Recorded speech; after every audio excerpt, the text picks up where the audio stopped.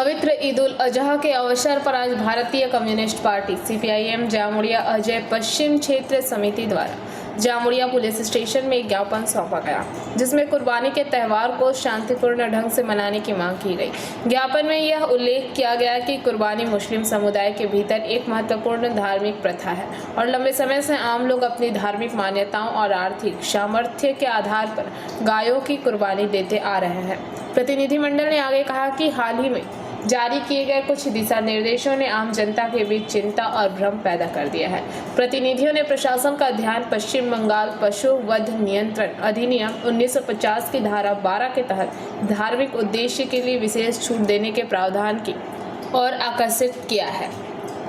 इसके अतिरिक्त उन्होंने इलाके में शांति, सद्भाव और सौहार्दपूर्ण माहौल बनाए रखने के लिए प्रशासन से सक्रिय भूमिका निभाने की मांग की। इस मौके पर कॉमरेड तापस कवि, संजय चटर्जी, अब्दुल कयूम, उज्जवल चटर्जी, मोहम्मद अशफाक, दिलीप बावरी और अन्य लोग उपस्थित थे। सीपीआईएम जामुड़िया अजय पश्चिम क्षेत्र समिति ने यह दोहराया कि यह लोकतांत्रिक पहल, जिसका उद्देश्य लोगों के धार्मिक अधिकारों की रक्षा करते हुए सांप्रदायिक सद्भाव को बनाए रखना है, भविष्य में भी जारी रहेगी। এসেছিলাম সিপিআইএম অজয় পশ্চিম এরিয়া কমিটির পক্ষ থেকে একটা প্রতিনিধি দল ডেপুটেশন দেওয়ার জন্য। আপনারা জানেন আগামী 28 তারিখ সারা রাজ্যে কোরবানি উৎসব পালিত হচ্ছে। এই কোরবানি উৎসবকে কেন্দ্র করে সংখ্যালঘু মুসলিম সম্প্রদায়ের মানুষ প্রচণ্ডভাবে আতঙ্কিত রয়েছে। তাদেরকে স্বাধীনভাবে যে উৎসব পালন অন্যান্য বার যেভাবে উৎসব পালন করে গত 34 বছর, তারপরেও 15 বছর যেভাবে তারা পালন করে এসেছে, এইবারে কেমন যেন একটা তারা আতঙ্কিত বোধ করছেন।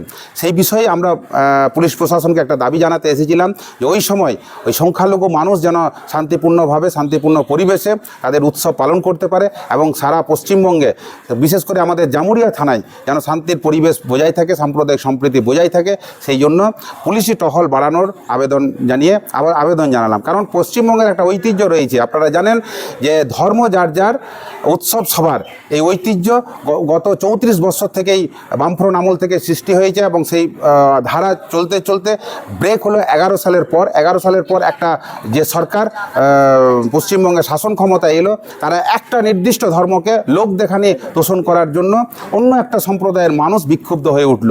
আজ তার উল্টোটা আমরা লক্ষ্য করছি। তাই সরকারের প্রতিনিধিদেরকেও অনুরোধ করব এই উৎসব সবার, আজ এই উৎসবটাকে শান্তিপূর্ণভাবে যেন সবাই পালন করতে পারে তার অনুরোধ প্রশাসনের কাছে যেমন রইবে, বর্তমান সরকারের কাছেও আমাদের দাবি রইল। আমার নাম আব্দুল কায়ুম, আমি এরিয়া কমিটির जामुड़िया से दिलीप साव की रिपोर्ट, पीवीटीवी न्यूज। रानीगंज में इतने लग्जरी रूम, वो भी इतने कम प्राइस में।